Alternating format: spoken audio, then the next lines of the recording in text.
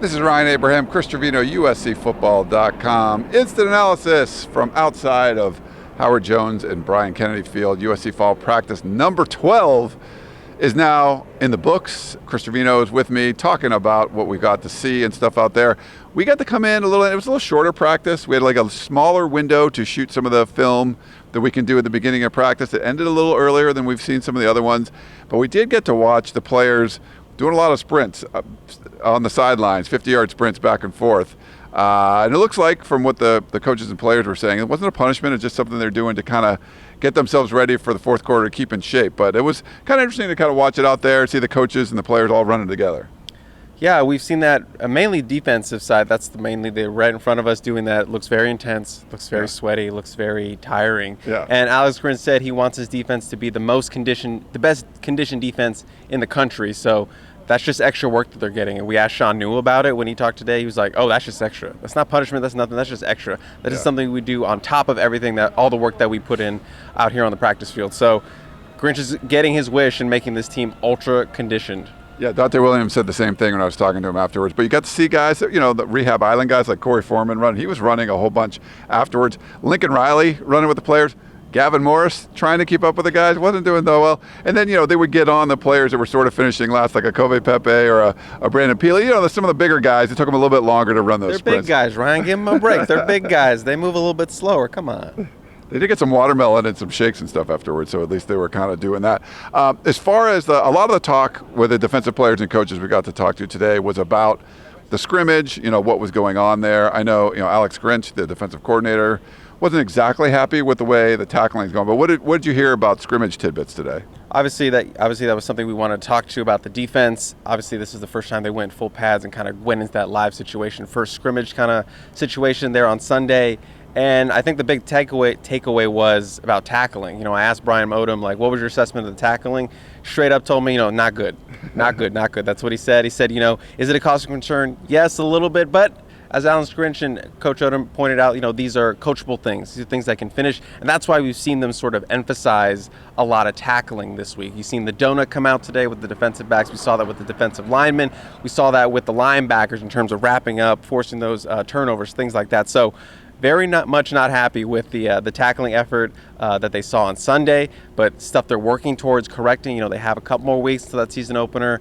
USC fans, I know they're worried about tackling. That's been a bugaboo for this defense the last several years, but it sounds like they're doing their best to kind of get through that, kind of coach them up, get those things fixed moving forward. Yeah, Shane Lee got Brian Odom's one of his pupils, and I talked to him about some of the team chemistry, and he really liked it. It seems like the guys are playing together on the defensive side of the ball. That was kind of a common theme too.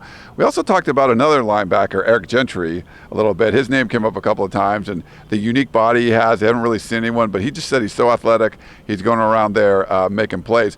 I don't know what kind of tackling machine is going to be, but getting his hand in passing lanes and stuff, he just said he hadn't really seen someone with that kind of body playing like an inside linebacker spot. Yeah, no offense to Shane Lee, but he's not the tallest linebacker out there. He's stocky and built. He's going to pack a punch, but compare him to Eric Gentry, who's 6'6", 210 pounds, as we talked about. And yeah, everyone wanted to talk about number 18 Gentry this week. Seems like, as we talked about in our last instant, he's emerging, Ryan. Yeah. He was on that third team linebacker core early in camp. Now he's with that second unit. He's moving up, coming for a starting job. And Brian Odom said, with these first team reps, they're valuable. They're a valuable commodity. So if you're getting first team reps, you're earning them, because they want the starters to be the starters. They don't want to keep rotating. They don't want to rotate. They want to keep them the starters as starters. And Gentry's not hitting that first team rep cap yet, but he's getting there. He's working with the second team with Tuasivi Nomura. That's kind of where he's been. And I talked to Rajon Davis about him and sort of playing with the linebacker who's 6'6". Rajon's like, I've never really played with it, but I love it because he's so long. When they drop into coverage, he knows Eric has his coverage tight. Yeah. He knows he has his area. He can just worry about his Rajon's area. So he loves playing with a guy that's long, and something they're getting used to. But they're enjoying it, and he's making plays. Yeah. Moving from the linebackers to the secondary, I got to talk to Dante Williams a little bit. A lot of it was one-on-one, which was kind of cool. We just chatted for a while. He wasn't as popular as some of the other coaches and players, I guess, at the time. But just talking about he really likes the team chemistry there too. But when I asked him about some of the offensive players that have stood out. I mean, he started with the quarterbacks. He's like, the quarterbacks have been really good. The offensive line's blocking well. But he said, but when you get to this wide receiver core, and he started, you don't usually get a whole bunch of names, people being listed by names, but he went through the Jordan Addisons and the Brendan Lewises and the Terrell Bynums. He kind of went through everybody. He would say, like, Kyle Ford, what he can do. And, it's not just the route running, it's the physicality. And he had a lot of complimentary things to say about the USC wide receivers because it's a really deep group, and his group is deeper too than what we've seen in the spring, so he's kind of happy about that. But it was kind of interesting to kind of get his perspective on what was going on for on the offensive side of the ball. Do you hear any secondary notes you wanted to add? Well, Kalen Bullock, he talked today. He's a guy who's becoming more of a leader, becoming more of that vocal centerpiece for USC's defense. Alex Grinch shouted him out as one of the guys that have been standing out for this defense, and no shocker, freshman All-American. He also mentioned Tuli Tuipulotu, also no shocker, probably one of the best the player on their defense, those two guys. So Kalen Bullock, I think he mentioned he almost had an interception today during their scrimmage period. So he's a playmaker, and he's someone that a lot of the offensive players have noted when we talk to them, like, man, his range is just freaky. His athleticism is just freaky. The guy can just go move sideline to sideline, and that's what you want out of your kind of free safety. And he's, that focal point right now for the secondary, and he's improving, and he looks a little bit bigger. I was up close with him today.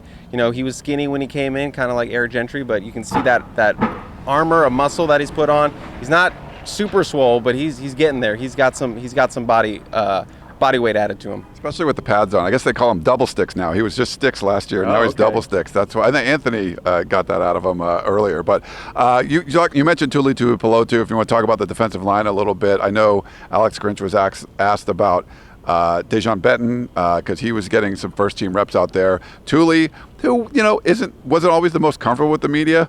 Super smooth. RJ Abadia got to interview him today, and he was the best he'd ever seen him. But any defensive line thoughts? I'm worried Tuli's going to take my job here. Just get Tuli on here, and then you can have someone taller than you on this one. I know a lot of people are complaining about that. But Dejon Benton, he's someone that – don't do that.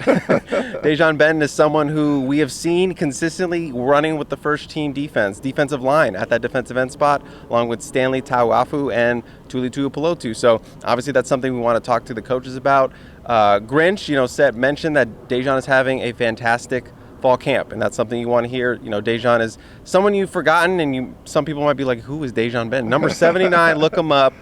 He's a guy who consistently made plays in practice and in scrimmage periods when we would watch over the last several seasons, but just never seemed to be able to break out into that starting rotation. But we asked Sean New about him, and Sean New immediately went, Dejon Benton, this defense was made for him. And, that we've kind of talked about it, he's kind of undersized, smaller, but he's quicker, and that's what Alex Grinch likes for his defensive scheme. A guy who's quick, can make plays, beat those bigger offensive linemen off the ball, get into the backfield, and that's kind of what Dejon Benton's whole deal is. Using that quickness, using his smaller size to his advantage, and we're seeing it right now. That's why he's kind of garnering those first team reps and those first team opportunities. Yeah, I think there's some potential stars emerging from this USC defensive line. Should be deeper. I think there's some guys going to play. I know it's been much maligned, but I think there's going to be some good play. You sound very optimistic. I'm much more optimistic. And I'm not, you know me, I'm not the usually most optimistic person going into USC football season, but this year it's a little bit different. We'll see.